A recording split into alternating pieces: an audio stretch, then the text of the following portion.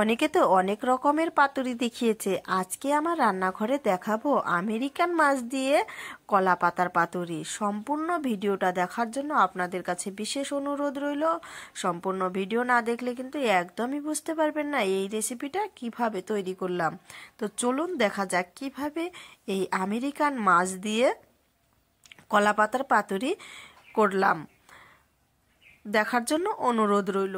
নমস্কার বন্ধুরা, উর্মিলার রান্নাঘরে অনেক অনেক স্বাগত জানাই আর অনেক অনেক ভালোবাসা নিয়ে আজকে আমার রান্নাঘরে দেখাবো ছোট আমেরিকান মাছের গোটা মাছটা দিয়েই কিন্তু আজকে কলা পাতার পাতুরি করব। দেখার বিশেষ অনুরোধ রইল। প্রথমে আমি পাখনাগুলো কেটে নিচ্ছি, তারপরে আঁশগুলো ছুটিয়ে মাছটা একদমই মাছটা পিস করব না, গোটা মাছ দিয়েই আজকে কলা পাতার পাতুরি করে দেখাবো আপনাদের সামনে। আপনারা যদি পুরো ভিডিওটা দেখেন তাহলে আমাদের খুব ভালো লাগে, আর একটা সুন্দর করে কমেন্ট করবেন, তাহলে আমাদের আরও ভিডিও বানানোর আগ্রহটা বেড়ে যায়। এইভাবে দেখো মাছটা আমি কেটে নিলাম। মাছের পেটের ভিতরে একটু চর্বি হয়েছে, চর্বিটা আমি ফেলে দেব না। চর্বিটা ফেলে দিলে মাছটা কিন্তু খেতে ভালো লাগবে না, তার জন্য আমি চর্বিটা পেটের ভিতরেই রেখে দিলাম। আর পেটের ভিতরে নোংরাগুলো আমি বের করে নিয়েছি হালকা করে। তারপরে দেখো একটু পেটের মধ্যে হালকা করে একটু কেটে নিব মাছটা। এই মাছটা এখন ধুয়ে পরিষ্কার করে নিয়েছি। এখন মাছের মধ্যে দিব অল্প পরিমাণ লবণ আর হলুদের গুঁড়ো। এইখানে দিয়ে দিচ্ছি আদা রসুন বাটা অল্প দিয়েছি, তারপরে দিয়ে দিচ্ছি শুকনো লঙ্কা বাটা অল্প দিয়ে সুন্দর করে কিন্তু এটাকে মেখে 10 থেকে 15 মিনিটের মতো রেখে দিতে হবে একটা ঢাকনা দিয়ে।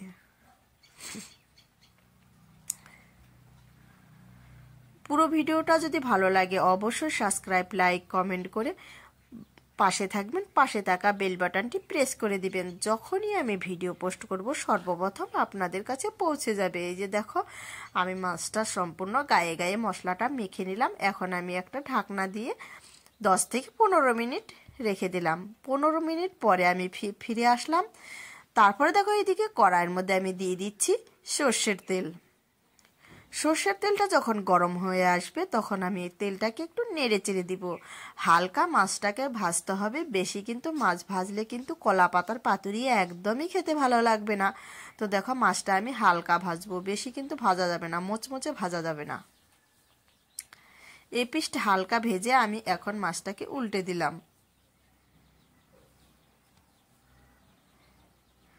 এখন মাছটা হালকা ভাজা হয়ে এসেছে, আমি এখন মাছটা নামিয়ে ফেলবো।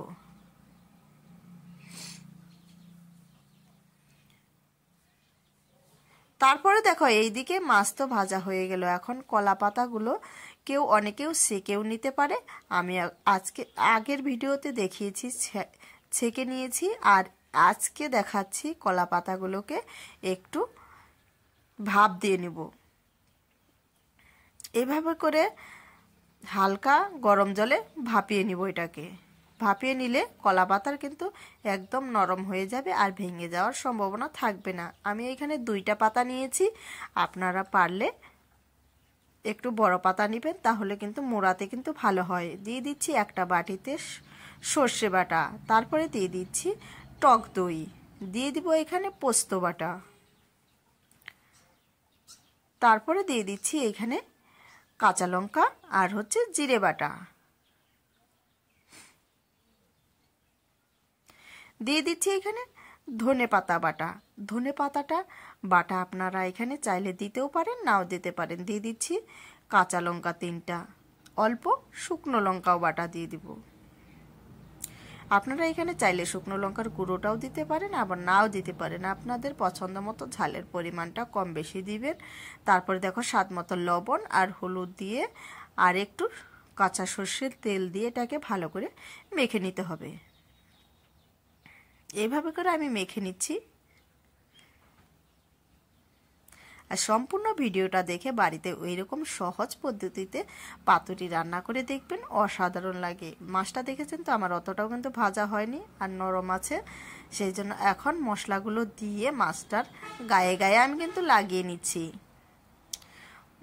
মাছটাকে গায়ে গায়ে লাগানো হয়ে গেছে। এখন একটা কলা পাতার মধ্যে এই যে দেখো এইভাবে করে মশলাগুলো উপর দিয়ে আমি মেখে দেব।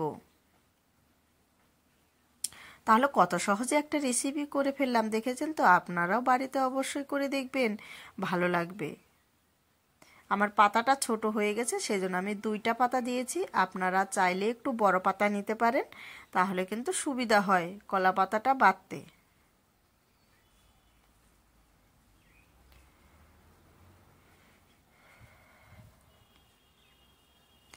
এখন আমি 2টা পাতা দিয়ে তারপরে দেখো সুতো দিয়ে বেঁধে নিচ্ছি।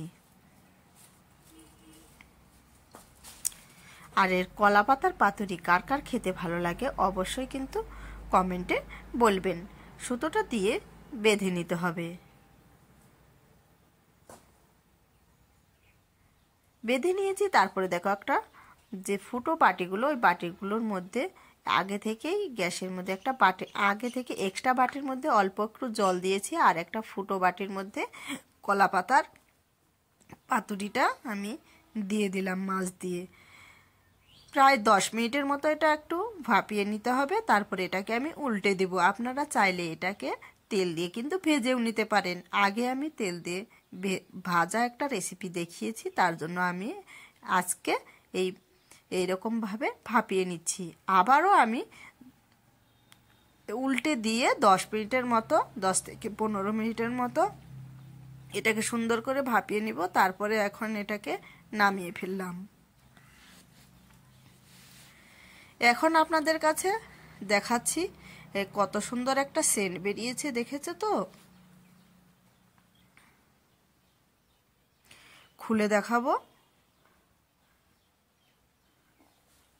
যখনই কলা পাতাটা থেকে খোলা হচ্ছে অসাধারণ একটা সেন্ট বেরিয়ে এসেছে। তো কেমন হয়েছে আমার রেসিপিটা অবশ্যই জানাবে। আর আমার চ্যানেলে যারা নতুন আছে অবশ্যই সাবস্ক্রাইব, লাইক, কমেন্ট করে পাশে থাকবেন।